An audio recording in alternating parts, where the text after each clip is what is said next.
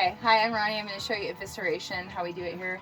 I usually do 3 birds at a time just because once you pick up the knife and get going, it's kind of easier to do that. But just for simplicity, I'm just going to show you one. So I've already gone through and cleaned this bird with my pliers and my scrub brush, so it's all clean. The first thing that I want to do is remove this fat gland right here. So you put real good pressure on the thumb, get a good grip. And then there's kind of a landmark here. You can kind of see it. And once you see what they look like underneath, it'll make a lot more sense what I'm doing. So I'm going real careful. And then I'm going to get under that. And then it's like 2 little glands here. Can you see those? Bright yellow glands. This is when most people get hurt. So that's it. I'll just cut it and show you what it looks like. It's a sweat gland. It's pretty grody. Trash. Okay, and then I stand the bird up, and then I'm going to be opening this croup and loosening it. So I fed the birds kind of late last night, unfortunately, so I've got some pretty full croups, but I'm going to show you. So you poke in, you make your way in, and then you go up to your left, because your croup is here.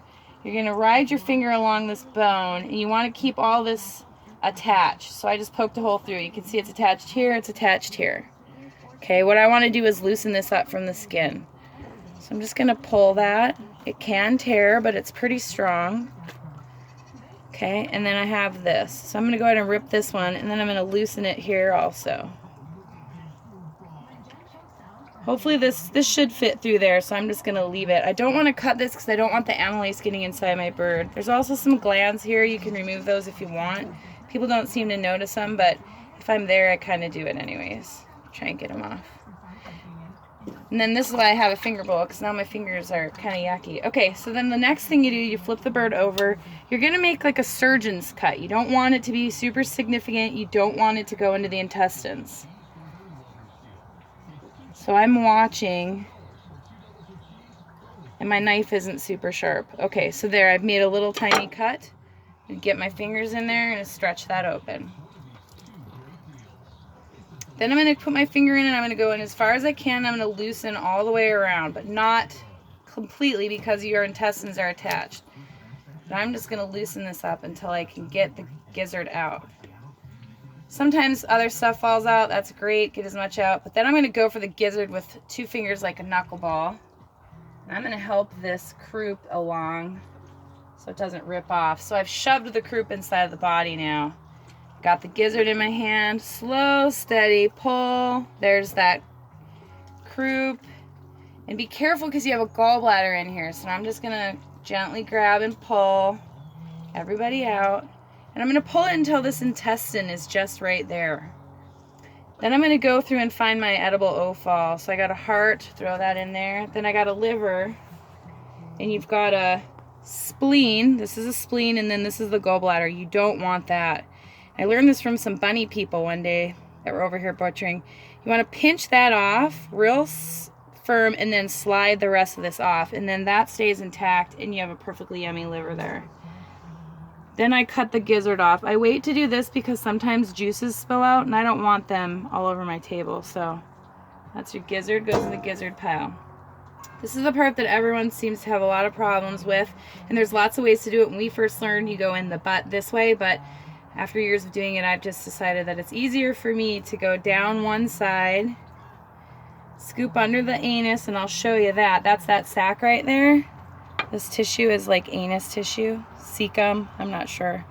And then I put the intestine over to the other side, and I do the same thing on this side.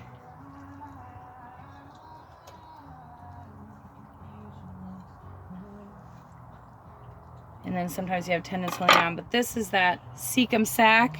It looks just like that if it's still left in this track. Some people just cut off the whole tail. You don't have to do that if you want to, but again, you can if you don't want to.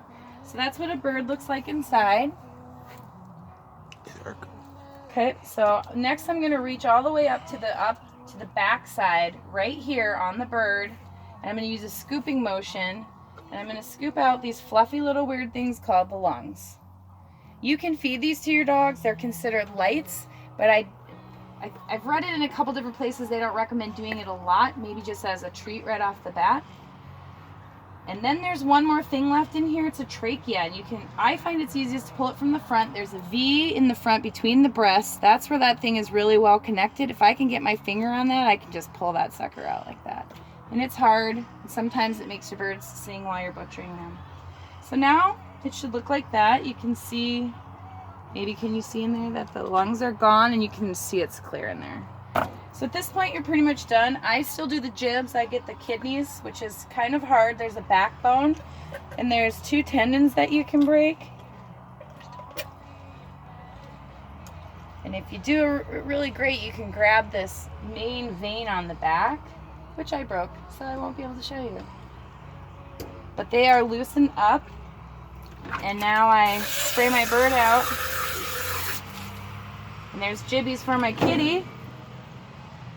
And it's pretty clean. From here, I give it another rinse, and then I'll throw it in the chill tank. That's a harvested bird.